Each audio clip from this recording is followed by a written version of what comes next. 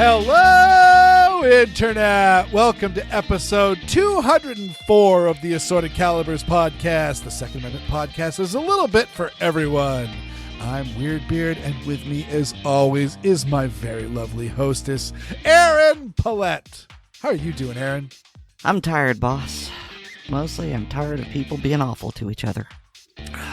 Good quotes. John Coffey from The Green Mile. Hands down, the best thing Stephen King ever wrote. Yeah, people are being pretty awful to each other. Shall we dive right into and expound on that, or do we have some pleasantries to exchange?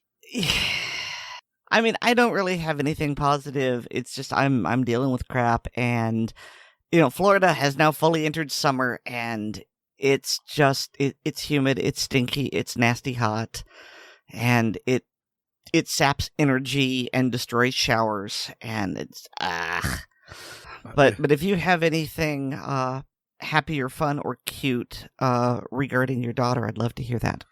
I'm trying to remember of what the latest ridiculousness that was going on. I'm trying to remember what she was saying. Something that was just bothering me. Now it is not coming to me. You put me on the spot, Aaron.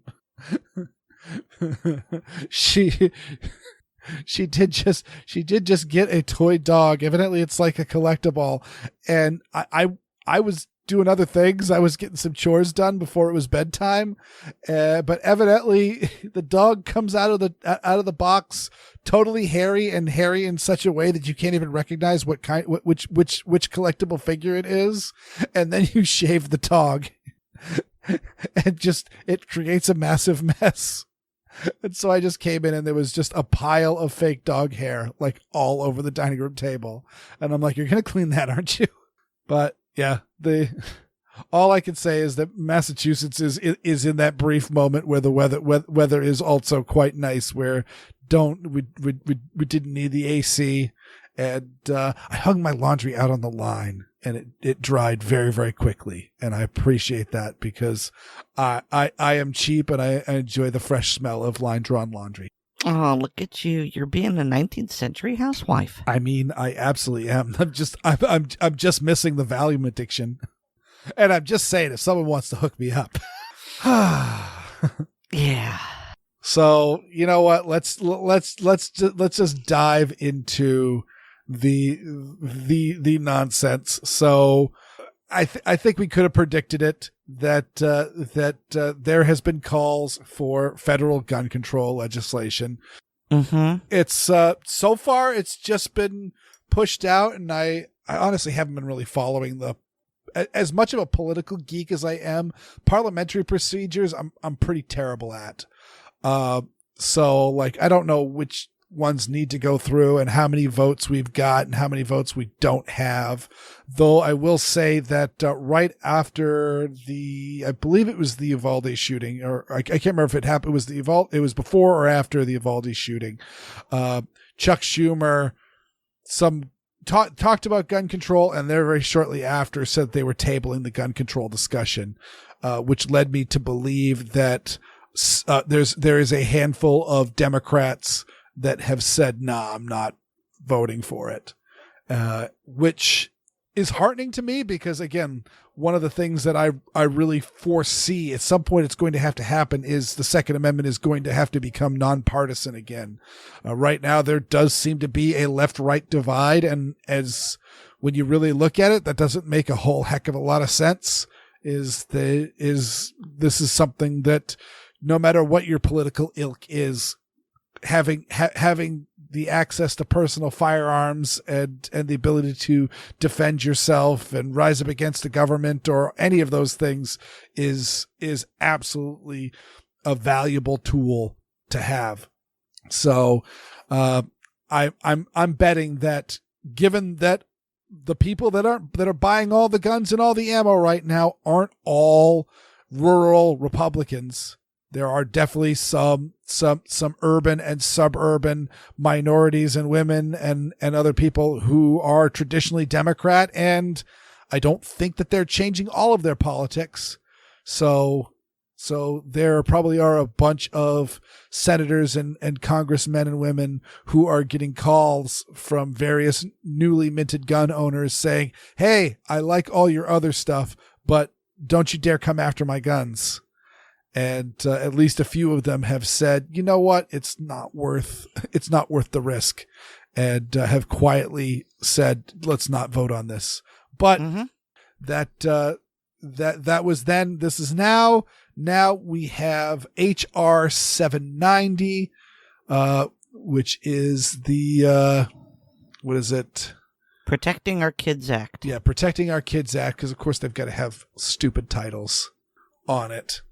And I'm just going to briefly go over this bill would raise the age to buy semi-automatic centerfire rifles and shotguns.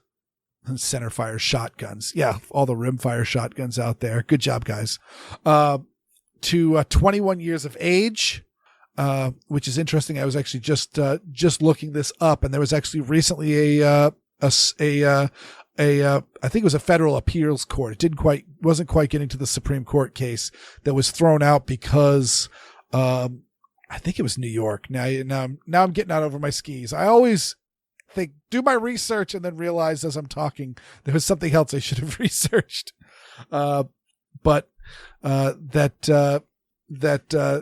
they ended up backing down, but there was a court case suing for not allowing somebody who had reached the age of majority but had not yet attained the age of 21 years not being able to buy a firearm.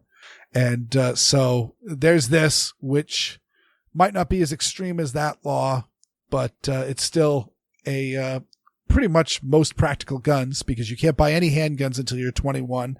And now they're saying that semi-automatic centerfire rifles, which honestly speaking in this day and age is rifles.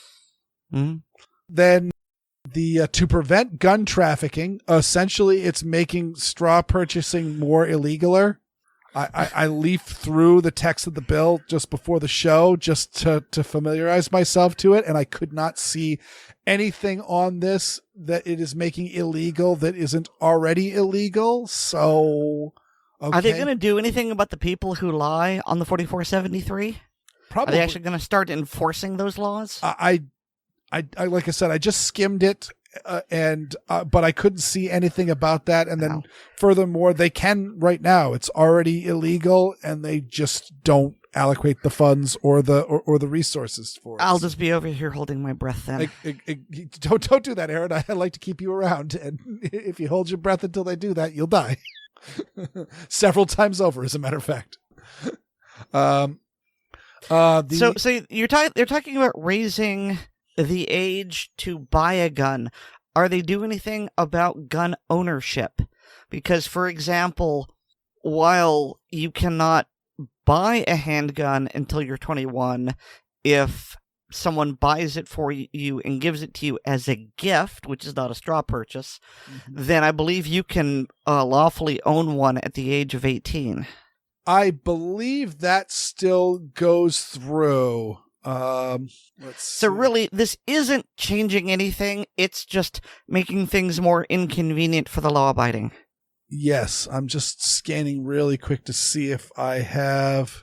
Yeah, I'm not trying to trip you up or throw you under the bus. No. It's I think it's that, and then there's further just the straw purchase thing. But the straw purchase bit also does make very clear exceptions for direct family members. So yeah, if you are. Yeah, if you want to get your son or daughter or your grandchild an AR-15, that is perfectly legal even under this.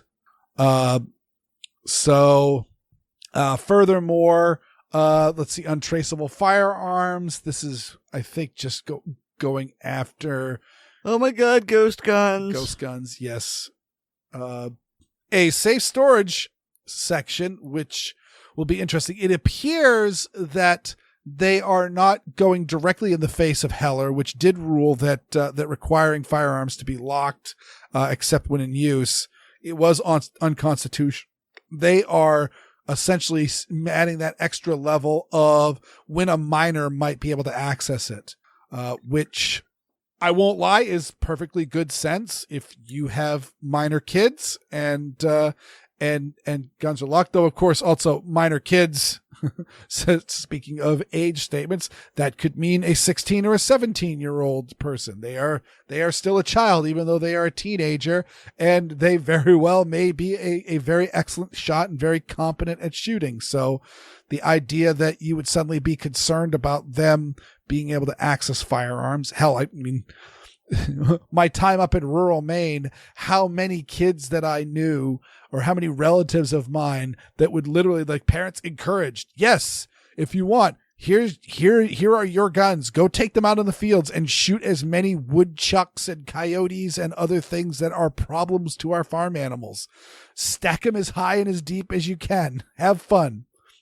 So that was super common. So this apparently will be changing that it will be a crime to allow a minor to access your firearms, even when it is, even though they're trusted and trained.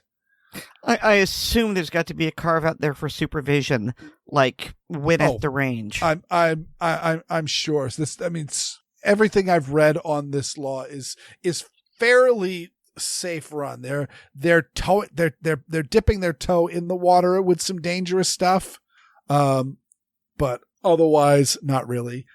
Closing the bump stock loophole, I didn't even read it. I didn't care. It's the dumbest thing ever.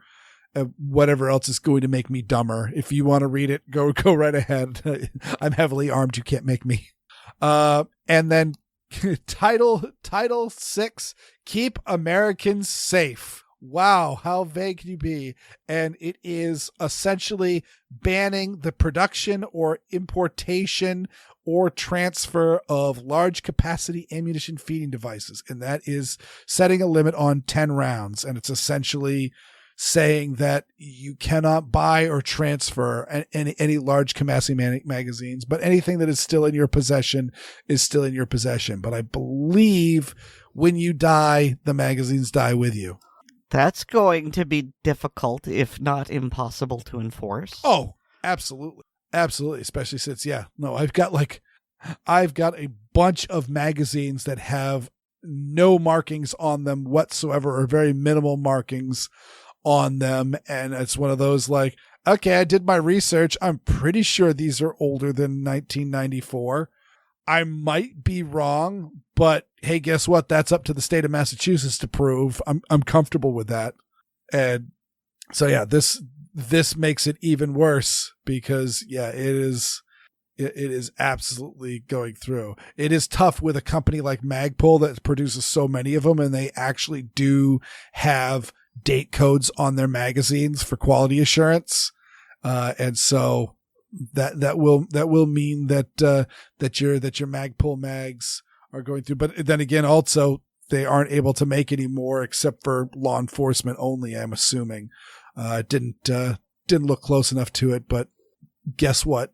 Even if it's not in there, it'll be put in one of the revisions before it goes through, because obviously law enforcement gets to have all this stuff because it's super duper dangerous for us, but cops get to have it because reasons. Mm-hmm. I mean, never mind that they have body armor and, backup that will respond as quick as can be. And, they're dripping with qualified immunity and all these other things, But those of us who have to wait minutes in order to hopefully have our lives saved, and, every shot we fire, we legally own. We don't have qualified immunity. Yeah, we're not allowed to have any of these things. Mm-hmm. And may I add that law enforcement use of force, specifically the beat officers, not necessarily the SWAT teams, which is a little bit different, is really no different than any other American, with the exception of law enforcement are not required, but expected to head towards the danger as opposed to retreat away from it. Clearly they can do that all they want, and Uvalde will show us that, yeah, no, that's totally fine. But still, no matter what, they are deploying their firearms and other weapons as a means to protect their lives and the lives around them, which is no different than if you or I were to draw our guns. So why should they have different equipment? Well, I mean, no different in practice, but very different in the eyes of the law. Oh, absolutely. Which, again, I have issues with. Mm-hmm. And to further put our finger on the pulse of the issue, Aaron, you just found these two articles for us, which I think sets the tone very, very nicely on some of the attitudes going on. Clearly, I have stated that I think there's a bunch of Democrats out there who have said, no way, no how. That's political suicide. But there's some that are saying otherwise. Yeah, I don't really want to delve deep into this because I don't really have the energy, and I'm trying not to ruin my day. I'll set it up, and then you can knock it out of the park if that's what you want. Yeah. And as you said, I'm sure that there are some Democrat politicians who realize that their constituents are pro-gun. I mean, the last few years have definitely shown us that there's been explosive growth in gun ownership by non-gun owners. And I think we can attribute a lot of our success in the non-passage of these very restrictive laws and regulations to that.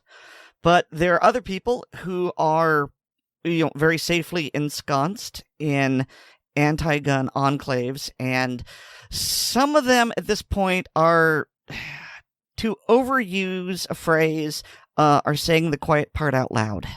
And so, in fact, this one was actually during the hearing for the Protecting Our Kids Act. And one of the New York congressmen, Mondaire Jones, said, and this is a quote, enough is enough, et cetera, et cetera, et cetera. You will not stop us from advancing this bill. You will not stop us from passing it in the House next week. And you will not stop us. That's literally, you won't stop us this week and you won't stop us. It doesn't make much sense, but there it is. He continues, if the filibuster obstructs it, we will abolish it. If the Supreme Court objects, we will expand it. We will not rest until we have taken weapons of war out of circulation in our communities. And what I'm taking from this is pretty much a case of we don't care what the law says, because he's talking specifically about getting rid of, parliamentary procedure, the filibuster. He doesn't say how he's going to abolish it. He's talking about packing the Supreme Court. These are things that if a Republican said it, there would be mass outrage and it would be plastered across the mass media. And I respect his passion, but I really think he's going about this the wrong way. But he doesn't hold a candle to this other person. And this is another congressman, this time for Rhode Island. And he is David Cicilline. I think that's how you say that. It looks very Italian. And so concerns were raised that a lot of these Democrat proposals for gun control laws would violate Americans' right to keep and bear arms, as well as infringe on their due process. And here's his quote. You know who didn't have due process? You know who didn't have their constitutional rights to life respected? Kids at Parkland and Sandy Hook and Uvalde and Buffalo, and the list goes on, he said. Now, that part is not too bad, but his last line is the capper. So spare me the bullshit about constitutional rights. And I just have this wacky notion that a politician who considers constitutional rights to be bullshit is a very dangerous person who may, in fact, have violated their oath of office, because I'm pretty sure their oath of office is to uphold and support the laws of the land, of which the Constitution is the chief law of the land. I say may have because there's always the argument he was speaking hypothetically, rhetorically. He doesn't actually mean it, but still, anytime a politician says your constitutional rights are bullshit, this is a warning sign to me. Mm-hmm. Yeah, no, this is no good. And yeah, the turning around again, you see this very, very frequently on just absolutely no respect for the Second Amendment whatsoever.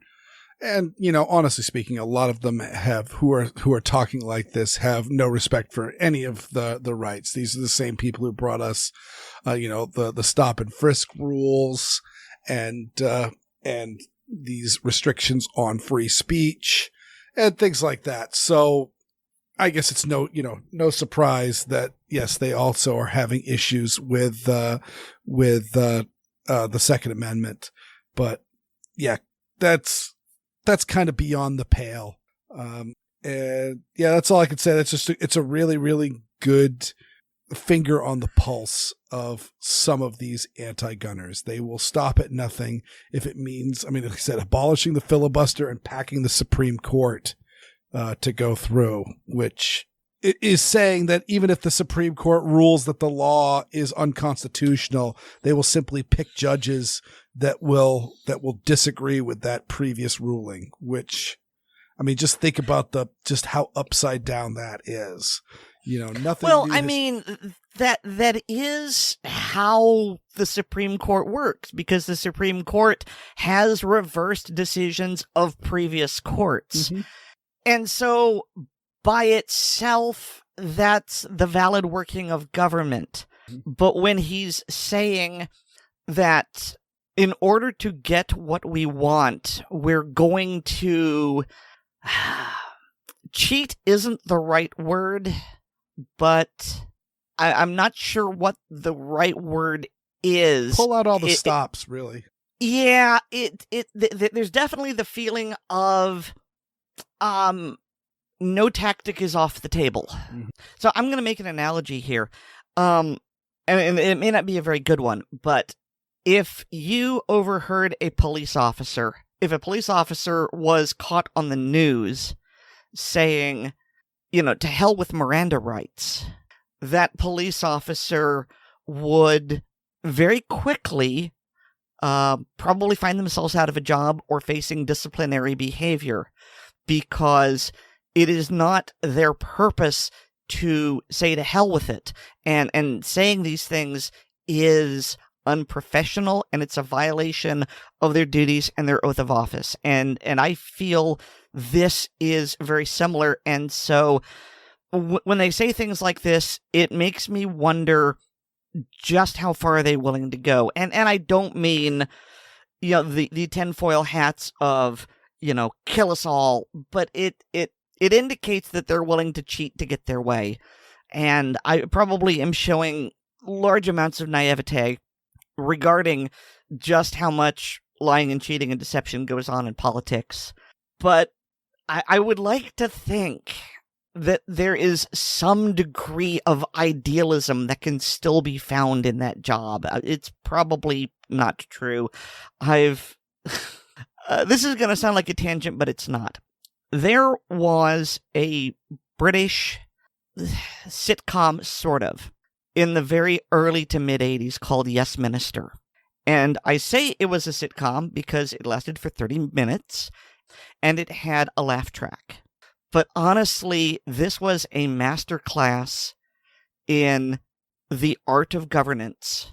And it's practically a documentary in a lot of ways about the things that go on in the civil service and the unelected bureaucracy and how things really work. And I've started watching it, and it's really coloring a lot of my moods and opinions and decisions these days. And so I'm not going to go on a tangent about that. It's just I encourage people to watch it because it's a humorous but very informative way of showing how politics works and how the sausage is made. But even then, it felt like there was some degree of decorum, of sportsmanship. It's a horrible word, but it's the best I can come up with. Gentlemanly behavior.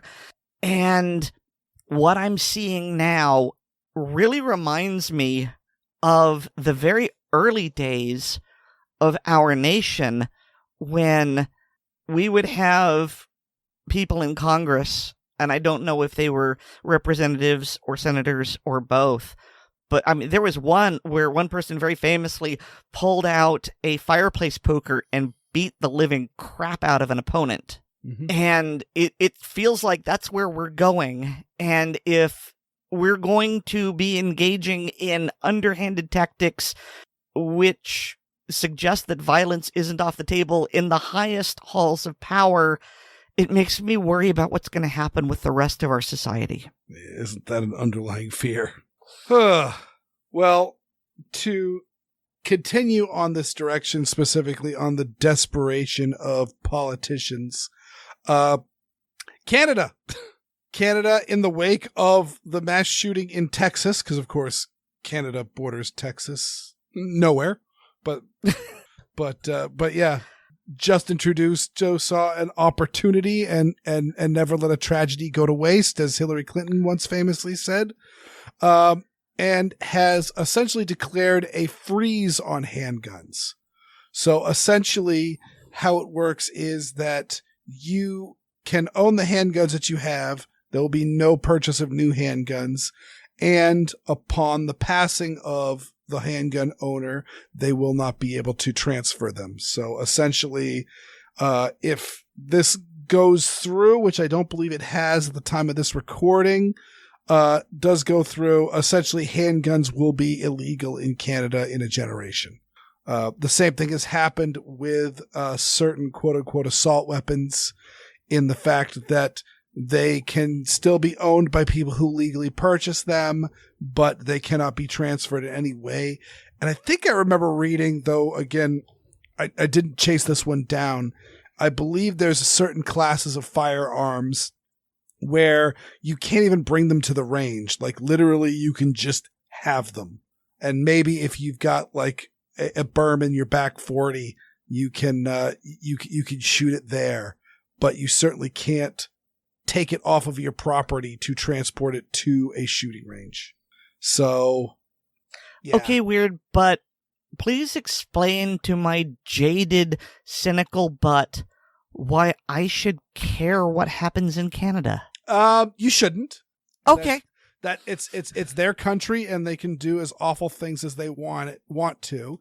I will just simply point out the fact that even before this and even before Justin Trudeau's, I think it was 2020, assault weapon ban edict, that went through, even before then, Canada has trouble with violent crime, and they absolutely have trouble with spree shootings. And even before all these recent laws went through, they all make California look like a free state. Their laws are by far worse than any place in the United States. And yet the only thing the significance to this is the fact that it is showing that politicians will ban anything and everything so long as they see the opportunity. Again, there was no mass shooting in Canada. This is not a reaction to any particular crime or any particular loophole in the laws, though this was done as a political thing. This is not a coincidental passage of this. Justin Trudeau even has referenced the killings in Buffalo and Texas in the speeches about this. So they're seizing political opportunity, but it's not anything that has anything to do with Canada. And furthermore, despite all of their gun control laws, they still feel that they need more. And so it just harkens to the early 90s when the federal assault weapons ban was being pushed, and there was a whole bunch of sports shooting sport oriented shooters and gun owners who actually backed the assault weapons ban only because they believed that would give them cover. Throw these then very, very rare gun owners under the bus and allow me to keep my duck gun and my deer gun and my sporting rifle. And that it was quickly realized that's not going to work. They're going to make it apply to anything and everything, and they're going to keep going till they're all gone. So, well, and let's lighten it up just a little bit. I think you'll appreciate that. Mm-hmm. There was a Republican congressman who is from New York, and he openly stated that he was interested in banning of the AR-15 in the wake of the shooting in Texas. And he said, actually, I will I'll read this one quote because I actually thought that it was a very, very powerful and interesting quote. Is somebody obviously gave out my cell phone number. I've gotten an immense amount of calls and text urging me to leave the race, and not one of them had any intimation of a threat.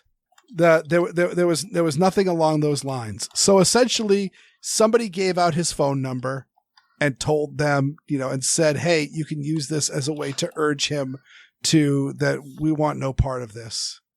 And amazingly, nobody, because I think if any of us have hung out in a big enough group, we have bumped into somebody that's a little bit more of a loudmouth than anybody else and has a little bit less impulse control than anybody else, who might have, in sending a text message to a congressman, might have said something a little untoward.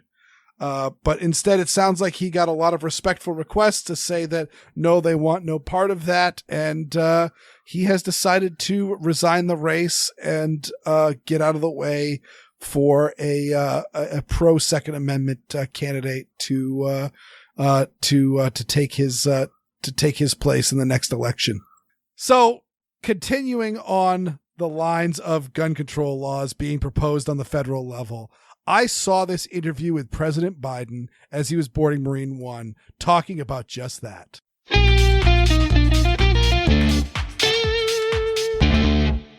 Oh man, I am backed up on Biden audio to Fisk. Those who've been paying attention note that I fisked Steve Dettelbach's speech on being nominated for ATF director. But Biden also gave a ridiculous speech before, mispronouncing his name and the name of the agency his nominee might head. Yeah, I haven't fissed that speech yet. Nor have I fissed the speech he gave directly after the Uvalde school shooting. And I'm not doing that today. Today I'm fisking the comments he made to reporters just before boarding Marine One, pertaining to national legislation on gun control. Because of the helicopter in the background, the audio isn't the greatest. I tried to work some of my magic on it, but removing all the helicopter noise from the audio, it was so prevalent I was left with this. Is there one element? Is it age? Is it red flag? Is it some component that you think could be most successful now? Well, that's hard to say because I've not been negotiating with the Republicans yet. I think those artifacts I created are a little too distracting, so instead this is the cleanest audio I could get. Sir, do you think there's anything different in how Republicans will approach the gun reform question now, given the circumstances? Since I haven't spoken to them, I don't know, but my guess is yes, I think they're going to have to take a hard look. How is this different? Like most spree killers, the killer bought his guns legally. Also, like most spree killers, the killer gave ample warning to his evil intents. Further, like most spree killers, this killer selected a gun-free zone and the most defenseless victims. The one thing different in the Uvalde shooting is the gross incompetence of the police response. But it's not that different, and it's remarkably similar to the police response in Parkland, Florida. And just like in Parkland, the media isn't reporting on it, and likely nothing will change, both in gun laws, school safety, or police procedures, as well as accountability. So I hope that nothing changes on gun control, because it certainly wouldn't have prevented this or any of the other attacks. Is there one element? Is it age? Is it red flag? Is it some component that you think could be most successful now? Well, that's hard to say because I've not been negotiating with any of the Republicans yet. And I deliberately did not engage in a debate about that with any Republican when we were down. Gun Control 101. Never talk to a pro-gun person ever. I've said multiple times, when I started fisking anti-gun talking points, first on my blog, then on the Gun Blog Variety Cast, and now here, I was hoping to reach anti-gunners. Maybe ones like the one I used to be, who were curious about the issue, but not yet educated on the pro-gun side. Or maybe jerks like President Biden, who will get angry that I'm defeating every one of his points. But it doesn't work like that. So instead, I do these fisks to educate the pro-gun people on the facts and give them some rebuttals that they can use if somebody repeats anti-gun talking points around them. I know that it makes no sense to be able to purchase something that can fire up to 300 rounds. No, what makes no sense is this statement. The only gun I know that can't fire 300 rounds is the FP45 Liberator pistol, and possibly its 3D printed 380 cousin, because those guns were designed to be disposable, or really a political proof of concept in the case of the latter. You could shoot 300 rounds out of a musket, or even a rolling block. Now, if he's talking about AR-15s, I don't know anybody who makes a 300 round drum. And nobody's been talking about belt feds, because semi-auto belt feds are really dumb. I know what happened when we had rational action before, back in the Trump bill, which is the law that got passed. It did significantly cut down mass murder. He's talking about the federal assault weapons ban of 1994 that he supported. And no, it didn't lower homicides or crime. Further, Columbine was in 1999. Before then, school shootings were almost unheard of. So big talk, but it's also a total lie. There's only one reason for something that can fire, 100 shots. Okay, we're down from 300 rounds to 100 rounds. Now, certain drum magazines might account for this round count. But again, this is total misdirection, as the proposed legislation is not targeting 100-round drums. They are targeting magazines that hold 11 or more cartridges. So while he implies that shooting more than 100 shots is only useful for murder, really he's saying shooting more than 11 shots. While every member of his Secret Service team has a magazine that holds at least 15 rounds. And I'm sure there's a few agents with P90 PDWs with those cool 50-round magazines. When I first started doing hearings on the issue of what rational gun laws should be, it was during a period when I was a senator and the death rate was going up. Not that many more people were being shot, but the death rate was up. And I went, I think it was, I'm not sure, I think it was Hahnemann Hospital in New York, whatever the largest trauma hospital is. And I sat with a trauma doc. And I asked him, I said, what's the difference? Why are so many people, not that many more people are being shot? This is now 20 years ago, or 25 years. I said, why are they dying? And they showed me a x-ray. He said, a 22 caliber bullet will lodge in the lung, and we can probably get it out, may be able to get it and save the life. A 9mm bullet blows the lung out of the body. So the idea of these high caliber weapons, there's simply no rational basis for it in terms of about self-protection, hunting. What the fuck is he babbling about?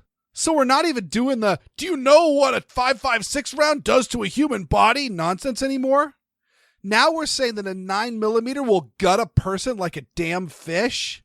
Does he realize those men standing behind him are carrying 9mm pistols? Okay, everybody, look to the north. Canada has stricter gun control than any place in the United States. And yet their big cities have gang issues just like ours, and they have just as big a school shooting problem as we do. And yet now they're essentially banning handguns. England is not only further restricting gun ownership, but putting further restrictions on knives and other primitive weapons. There is nothing these politicians won't ban. Also, a 9mm will blow your lungs out? From the same man who said this? Put that double-barrel shotgun and fire 2 blasts outside the house. Hey, Joe, If you think 9mm makes horrific wounds, well, may I quote the great Clint Smith? Terminal ballistics. Pistols put holes in people. Rifles put holes through people. Shotguns at the right range with the right load will physically remove a chunk of off your opponent and throw that on the floor. And you will have to get someone to come in and clean this up with a shovel. Hey, but shotguns are used to kill ducks and deer, so they're okay, I guess. The Constitution, the Second Amendment, was never absolute. You couldn't buy a cannon when the Second Amendment was passed. You couldn't go out and purchase a lot of weapons. He's still saying this? You could buy a cannon right now. As I've said many times before, Article 1 of the U.S. Constitution talks about how to become a privateer for the United States.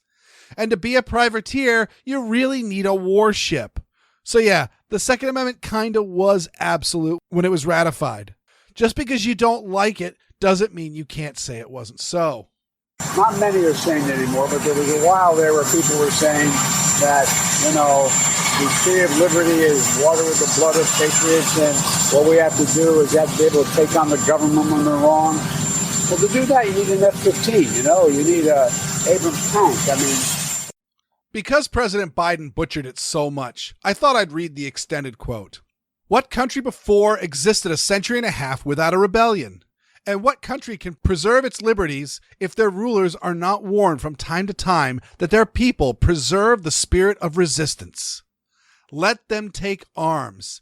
The remedy is to set them right as to facts. Pardon and pacify them. What signify a few lives lost in a century or two? The tree of liberty must be refreshed from time to time with the blood of patriots and tyrants. Biden is saying this crap about tanks and fighter jets, as well as pushing bans on rifles and magazines, because he and many others are concerned about the public reaction to him and others ignoring human rights and the limits of their very own offices. Also, ironic coming from a president who marshaled a botched surrender to the Taliban. The closest the Taliban had to tanks and fighter jets were Toyota pickups with machine guns in the bed. Sir, I know you want Congress to act, but do you believe as president you have a particular responsibility now? Oh, I know I have to, but there's a Constitution. I can't dictate this stuff. I can do the things I've done, and any executive action I can take, I'll continue to take. But I can't outlaw a weapon. I can't, change the background check. I can't do that. Well, despite him not understanding the U.S. Constitution, he does seem to understand that part, I guess. But I think there's a realization on the part of rational Republicans, and I consider McConnell a rational Republican, and Cornyn is as well. I think there's a recognition on their part that they can't continue like this. You can't do this. There is nothing rational about gun control. It hasn't worked. It hasn't worked here. It hasn't worked in Canada. It hasn't worked in England. And certainly it hasn't worked in poor nations that have such high violent crime and even high gun crime that the anti-gunners exclude them from any international data. Gun control is the political saw you dust off when there's fresh blood on the ground and emotions are on high. Because that's the only time these ghouls see an opportunity to push this nonsense. It seems that Congress has wised up on this ploy and is refusing to bite. Let's hope that trend continues. Those are your anti-gun talking points and a few rebuttals to combat them.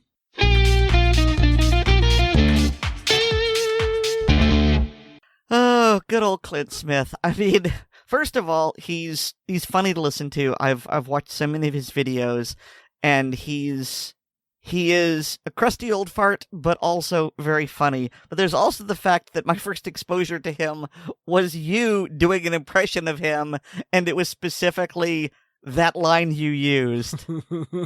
So that's always amusing to me.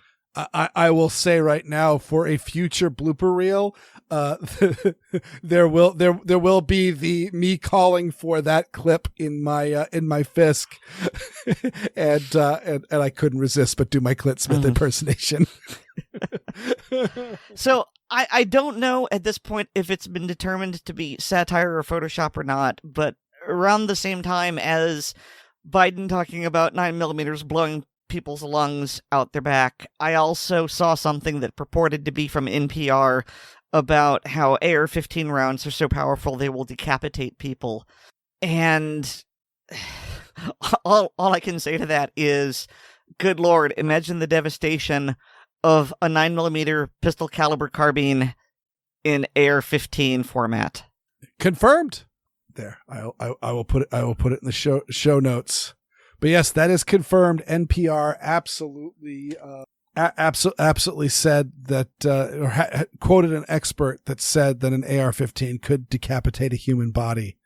Which, as a biologist and a fan of terminal ballistics, I definitely started doing some math on that and figure out, even if it was one of those like super duper heavy for caliber 5.56 bullets, like the 75 grain. I forget how heavy you can get those little 22 bullets, but one of those really, really heavy ones. And if it happened to connect the spine and like, specifically at a point where like both of like the spinal processes are all pointing out. So there's the maximum amount of bone and the bullet's got a hollow point. So it's going to dump all of its energy right there into the spinal column. I still think the skin of the neck and the tension of the carotid arteries, because arteries are extremely tough and thick, and the carotids are really, really big, heavy arteries, will still keep the head attached. Well, see, when I hear them say decapitate, I do not literally envision the head falling off of the body. Mm-hmm. What I think they mean, and of course this is me imparting interpretation onto someone else, is that the head disappears. You know, someone gets shot in the head with an AR-15 and the head explodes. And, okay, I'm not really into ballistics. I could be mistaken. I don't think that's possible with anything short of a 50 cal. It's got to be a really big round to make the head explode in a watermelon at a Gallagher concert fashion. Yeah. And furthermore, may I add, this is all in the wake of the shooting in Buffalo, where the killer live streamed it and was in certain levels copying the Christchurch mosque shooter in New Zealand, who also live streamed it. And I'll tell you right now, I've watched both of those videos for educational purposes. I absolutely took no thrill in it. They were horrifying, and I don't recommend it to anybody unless you really want to see and learn what was going on. But yeah, they are actually, the amount of gore that is in those videos is remarkable in its absence. Is that I'm sure after the killer had left, the place was a bloodbath, because you frequently see these in shooting videos where somebody gets shot and goes down and there's really no blood, and then suddenly there's a lot of blood and it goes quickly. I'm sure that's the case there, but yeah, the idea of bodies like completely coming apart from an AR-15 is just not something that happens. It's okay. It's obviously hyperbole. And I think one of the things that bothers me most is that I have heard time and again, and I agree with this, is that we should never exaggerate the facts, because if we exaggerate our facts and we are caught in the exaggeration, then it makes everything look suspicious. We should have confidence that facts, the truth, is strong enough to stand on its own. Mm-hmm. And we shouldn't embellish it in any way. And I firmly believe that. What bothers me is that the gun grabbers, the gun prohibitionists, they don't seem to suffer the same fate. They exaggerate all the time, and they get away with it. Really, what reminds me of all this is the thing that I've seen where, this is the size of a hole that an AR-15 leaves, and, somebody's colored in a hole that's about the size of a baseball or something. And it's just, no, that's not only wrong, that's demonstrably wrong. We can prove it using, rifles at a range and ballistic gelatin or produce or things like that. And it's just, it doesn't. Actually, produce wouldn't be the right thing. I think, you would use like a dead pig or a side of ribs or something. But the point being is that we can prove it empirically, but that doesn't matter. That lie persists. Mm-hmm. But if someone, well-meaning but mistaken, embellishes something pro-gun, well, then clearly we're lying, and nothing we say is true. And it disgusts me, and I'm going to change the topic because I'm bringing myself down. Sounds like a plan. This actually dovetails perfectly into David's segment, where he discusses when it is, and more importantly, when it isn't, appropriate to have an argument.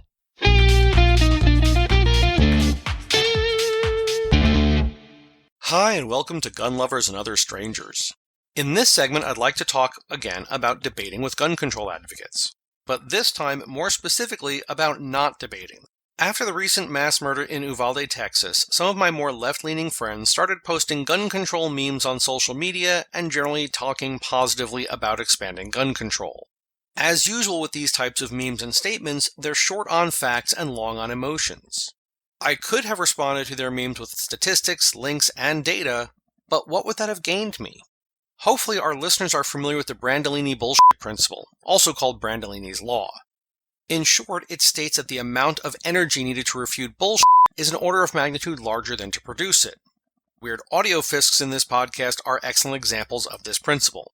These particular friends are as likely to convince me that additional gun control would help prevent another incident like this as I am to convince them that more gun control not only wouldn't help, but would likely make the next incident worse.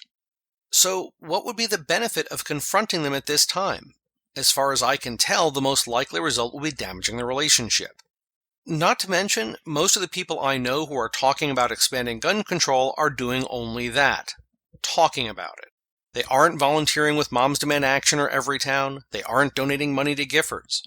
They're just sharing memes and commenting in support of the concept. Basically, the gun control movement equivalent of thoughts and prayers or changing their profile picture to the cause of the moment. It signals their support without affecting the change they claim to want. On a related note, plenty of people have said arguing on the internet is a spectator sport, meaning we're not so much debating with the other person, but for the education of onlookers. There is quite a bit of truth to this, but when dealing with close friends and family, the cost may just be too great. Unlike some other people I know, I'm not willing to torpedo a relationship just so other people can know I'm right. If I even am right. I don't claim to be all-knowing in any realm of existence. In the past, I've been unpersoned and silenced for my beliefs going all the way back to childhood. Maybe, like an abused spouse, I'm muting myself to avoid being hit again. But I prefer to look at it more as a cost-benefit analysis. We may have this conversation at a later date, possibly even with productive results. But to force it now, when emotions are high? In my opinion, that path leads only to destruction, and I've seen more than enough of that over the past few years. So next time we get together, if the topic of gun control comes up, I'll try to deflect onto a subject with less emotional landmines, like food or movies. In the words of my aunt, when political discussions at family gatherings got too heated, has anyone seen any good shows lately? The world has gotten so divided, and trust seems to be in short supply, and frankly, I'm tired of it. The sooner people remember we're all part of the same society, the better. After all, just like the best gunfight is the one that doesn't happen, sometimes the best gun control debate can be the one we don't have. Nobody trusts anybody now. We're all very tired. There's nothing else I can do. Just wait. R.J. McCready, helicopter pilot, U.S. Outpost number 31.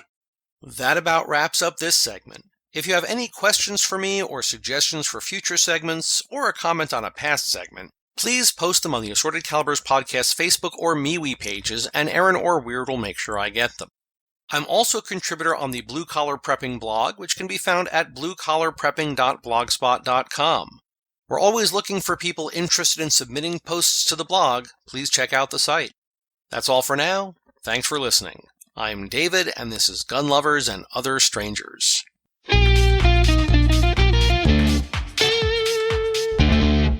So David's right. For those who haven't gone through the show notes, the Biden interview I Fisked was 4 minutes long, and the Fisk that I ended up recording was over 10 minutes. And that's not even using every remark that he that he made.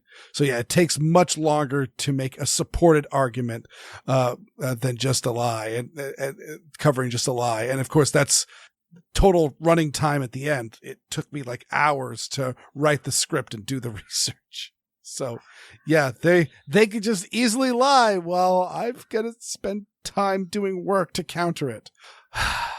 Still, if we can make informed pro-2A comments that are also respectful of a person who's likely hurting for the victims, and show that you're hurting too, because come on, this stuff upsets us as well.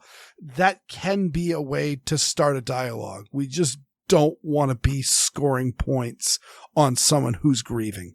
Again, I feel like we are holding ourselves to a higher standard because, yeah, we don't want to politicize grief, but the other side waves the bloody shirt every chance they get.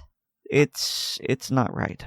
I don't think it's a question of being held to a higher standard. I think we need to point out that low standard. Because again, Joe Biden saying a 9mm will blow the lungs out of a human body and claiming that a doctor told him that is just a lie. Like, what doctor would say that? Are they getting patients in the ER that have lung tissue actually exiting the body and it's from a 9mm handgun? No. So we just need to turn around and just state that, no, this standard that we are holding ourselves up to should be the standard. Amen. So David also has an amazing point about the average person just talking about gun control. Most will talk about it, but do nothing. And I do make it a point not to fisk any old crank I can find talking about banning guns. In the early days of my blog, I did fisk like random cranks, and anyone that's been following my blogs for a long time know the names of some of those random cranks.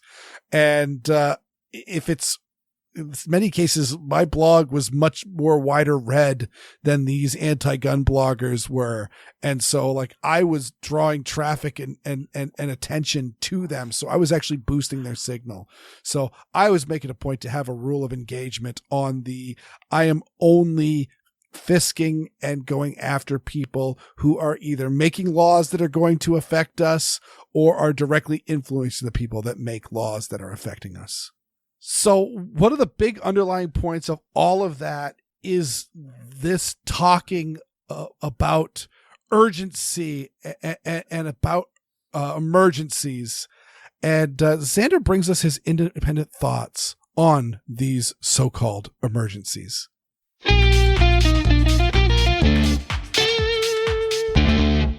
Welcome to Independent Thoughts with yours truly, Xander Opal. Among my hobbies is security, and thus an interest in penetration testing. No, not that kind. I mean the sort where someone is hired to test the security of a business. One of the ways someone can get access to information they shouldn't is to catch a person when they are distracted or upset. A distracted person might miss important clues and press 1 to get a lower interest rate on credit card debt, and give all their credit card info to someone in a call center. Weer'd loves to mess with these people, and often records the interaction for blooper reel fodder. Another tactic is to create a sense of urgency, like the monthly Sale of a Decade, Closeout Inventory Limited ads, or a sense of emergency which upsets the target. We regret to inform you that your Chase debit card has been suspended. Press 1 to fix this. Fortunately, I recognize that call was a scam. My bank will ask for me by name, even when it is a robot. When it comes to emergencies, my hierarchy is something like this. Is someone going to die? Is someone going to get seriously hurt? Is it on fire? Is it going to be expensively broken in the next few moments? If none of these questions are answered with a yes, then there's plenty of time to take a deep breath and calmly assess the situation. The more someone wants something done now, the more I want to put on the brakes. Part of it is I tend to be a bit contrarian. Part of it is experience has taught me not to be railroaded into poor life choices. I know I can still be gotten or make mistakes. This just reduces the number of them. Or, in the case of recent situations at work, it gives me time to work out an elegant solution to a problem.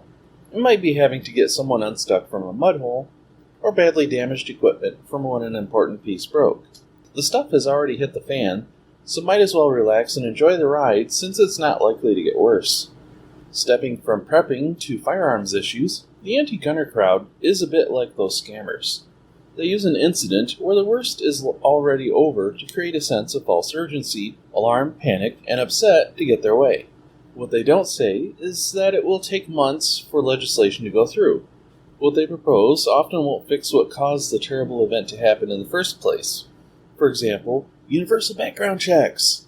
When the recent scumbags happened to pass background checks to buy their firearms from a federally licensed dealer in a day and age when FFLs are under close scrutiny. With the near decade of red flag law discussions, you'd think concerned and non-vindictive people would be more likely to bring up problem people to authorities, even if there's no local legislation. It seems some attempts are made in one case. It is simply that the authorities chose yet again not to act. Scammers come in all flavors. Some call you on the phone. Some try to push new laws when the police are overburdened with trying to pick and choose what time they have to enforce. Have fun, be safe, I hope I gave you something to think about. Oh, hey, Weer'd. This would probably be a good spot to give the regular listeners a taste of what's on the blooper reels by splicing in a quick, appropriate scammer call. Or not. Kind of like whether or not you choose to include links for David. No pressure. Hello? This is a call from a debt settlement department. Since you are in the financial uncertainty because of your current debts, the bureaus have made you eligible for debt reduction of your balance. Get your minimum payments lowered and your debt eliminated up to 60%. Press 1 to get the assistance or call us back at 207-706-8885. Main area code. Thank you for responding, account services. How are you doing today? Yes, I see that you pressed 1 to get a lower interest in your credit card payment. Well, sir, I believe that you responded to get a lower interest rate on your existing credit card. Yes, our records show that you have made payments every month and sometimes even made more than the minimum payment. Is that correct? Sir, we do have your information, but since you are the primary signer, we need to verify it from your side. So can you tell me, which credit card do you owe the most on? Is it your Visa, your MasterCard, your Discover? On all your existing credit card, which you carry the balance, we are providing you a 0% interest rate or a 10% cashback on every transaction. Yes, sir. Do you want the lower interest rate or not? Well, this call is for valid Visa and MasterCard holders, and your number is registered as an active credit card holder, which is why you received this call today. Yes, so which credit card do you owe the most on? So it's Visa, Master, Discover, or Amex. We work with all the lenders. Yes, which one do you owe the most on? Visa, Discover, or MasterCard? Which card do you have, sir? I'm asking you, sir. You're the one that pressed 1 for the lower interest rate. Do you want the lower interest rate or not, sir?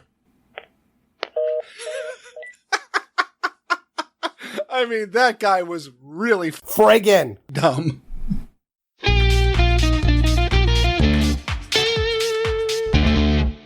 I believe that there was a Napoleonic general. I don't think it was Napoleon himself. I'll have to look it up. But his big contribution to military thought was, when in doubt, hesitate. And, I don't mean just idly hesitate as in freeze, but it was, when you are feeling pressured, he's speaking as a general. He is speaking tactically, not like in the thick of battle. But one should not react as a general. One should act with purpose and with forethought. And I feel that Xander's topic is about that. I have felt the very common pressure tactic. Time is running out. I'm a big fan of a lot of the sales on Zulily, But they do that. It's that, here's this stuff that's only available for, 24, 48, 72 hours. Time is running out. Oh, we noticed you had this in your cart or it was on your page and you haven't bought it yet. What's wrong with you? Why don't you get it? And I have become more aware of these things. Someone tried to sell solar panels. And, I agree. Solar would be a good thing. But he wanted us to make a decision right then and there. Mm-hmm. And not before we, ran the numbers and see if we could fit it into our budget. And it was, he wants an answer now? The answer is no. Mm-hmm. He wasn't really happy with that. But I just said, man, you're using high pressure sales tactics. And if your product is strong enough, then it should sell itself regardless of whether or not there's a time limit. And, well, we haven't seen or heard from him again. Well, actually, interesting enough, and this ties in well, and of course, Xander very nicely requested that I toss one of my scam baiting calls that I have for the ACP blooper reels in there. That a lot of these scammers are using fear and panic to disarm you, and there's a couple of my relatives who are on the old, they're senior citizens. They got taken for thousands of dollars. I don't know. I believe they got the money back. But I mean, the money's gone. The credit card company had to eat it. But they ended up paying these Windows tech support scammers because they got a pop-up ad on their screen and they thought that their computer was dying and they're not tech savvy. And so they're always terrified they're going to do something wrong with their computer. So that was just enough to send them into a panic and have them lose all, control of their senses and pick up the phone and call a scammer and tell them, take my money, which the scammer was happy to do and wipe out their computers in the process. And the same goes for gun control legislation. So many other legislations. It's just one of those. Yeah, the legislation session comes up. Hey, I think we need health care. Hey, I think that we need more money for our national parks. Hey, I think we need this. Hey, I think we need that. Just comes up every session from the people that those are important issues to. Gun control only happens when there is blood on the ground and emotions are running high because they want the same thing. They know it's not going to work. It hasn't worked. It didn't even work in Canada. They're still calling for more gun control. And they're trying to get us to lose control of our senses. And one last thing, of course, Aaron, you made that great statement about when in doubt, hesitate. I took a cruise with my parents when I was a teenager. And the first thing that they do whenever you're on a cruise ship is do a lifeboat drill, which is just get you to get up on deck and line up for the lifeboat that your cabin is assigned to. And we were all up on deck wearing our life jackets and standing in lines and in orderly fashion and identifying where our boats were and getting head counts and all that. And there was another young boy. He was probably a little bit younger than I was. He's probably like 8 or 9, I think. And he's just like looking at his parents and rolling his eyes. He goes, yeah, the ship would be sunk already. And I point out, no, sometimes, a big ship like a cruise ship could take hours, if not days, to sink. And so, in fact, if something happens, you've actually got a bit of time, and taking advantage of that time and actually going slowly in an organized fashion rather than a savage crush to get onto the lifeboats is absolutely the way to maximize life savings. So again, urgency is almost never the course of action. All right. So while you were talking, and I was listening, but I look up things while you talk, and I was close. It was a Napoleonic era general, but it wasn't a French general. He was someone fighting Napoleon. The general's name is Mikhail Kutuzov, and so he was obviously Russian, and so this was when Napoleon was invading Russia. And according to Tolstoy, Kutuzov's victory hinged on his ability to wait out Napoleon because he let Napoleon indulge his overconfidence until he became overextended. And so his higher-ups were demanding that Kutuzov attack Napoleon at his strongest, and the general replied, when in doubt, do nothing. I'm maybe the only person who cares, but I wanted to correct the record. Well, I find that very, very interesting, especially since I have to imagine it was Sun Tzu, because I see it quoted on both of them. So it's probably Napoleon quoting Sun Tzu saying, never interrupt your enemy when he's making a mistake. and it is hilarious that this general made it a point not to interrupt Napoleon while he was making a mistake. Mm-hmm.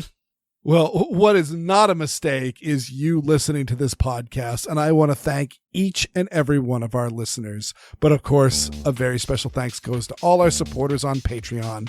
To become a Patreon patron, go to patreon.com/Assorted Calibers podcast to sign up.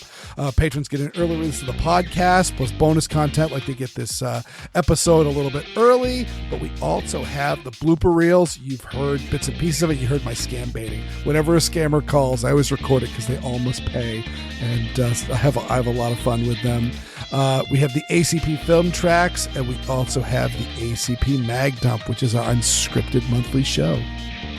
Also, please remember to rate us on Apple Podcasts, subscribe to us on a platform of your choice, and share the show with your friends both online and off. I got a blog. It's called Weer'dWorlds.com, and I'm also on Handgun Radio. It's all right. So it took me way too long, but I finally have a link tree. So that's linkt.ee for reasons / Aaron Paulette. And so that's all the different places you can find me, including the website to the Assorted Calibers podcast, which you're listening to right now. Convenient, isn't it? It is. And it's a lovely little website. I appreciate that.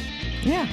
I went with a theme that I didn't want to be super somber and serious, and it was just, I was worried that it wouldn't be, people would think it was juvenile, but someone said, oh no, it's whimsical. Mm-hmm. And yeah, I don't know. Maybe I shouldn't be whimsical, but with all the different things I rep. But you know what? I think we could do with a little bit of whimsy in our life. I would also say that our industry is flushed with like Navy SEAL and Special Forces operators and Punisher skulls and serious real world, this will get you killed on the streets. I've killed more people than polio. That's right. Your brightly colored link tree is a breath of fresh air. Well, thank you. And what's also a breath of fresh air is Nate Spencer's music, which we've been using nonstop for however many years now. Yeah. At least 4? I mean, so it's not that fresh air. I like it still. I thought I would get sick of it. I actually said to Nate, hey, we might want to mix up a few other songs to change the time. I'm not suggesting we change it. It's just, I don't know if we can really call it fresh air, but yeah. It's more like that old familiar, sock stench of home. Or the Simpsons theme by Danny Elfman. 20-some years and still the same song, and it's still a really good song. He burns precious hours of his life refuting BS arguments, and I don't.